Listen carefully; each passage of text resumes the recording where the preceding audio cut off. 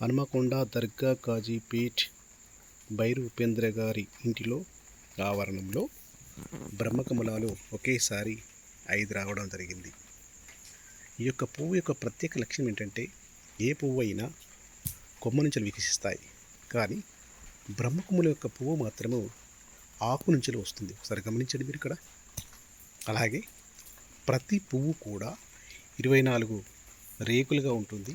ఇక్కడ మీరు గమనించినట్టయితే ఒకేసారి 5 రావడం జరిగింది. ఇది గొప్ప విషయం. అది ఆ దృశ్య కావ్యం దర్గా కాజీపేట్, హన్మకొండ జిల్లా బైరు ఉపేంద్ర గారి ఇంట్లో జరగడం అనేది గొప్ప విశేషం. ఇది ప్రకృతి ఆ యొక్క కుటుంబానికి ఇచ్చిన గొప్ప బహుమానంగా భావించవచ్చు. ఇలాంటి అద్భుతమైన దృశ్య కావ్యాలు మీ ముందుకు తీసుకొస్తూ ఉంటుంది ఎప్పటికీ Janadrishyam TV. Thank you very much.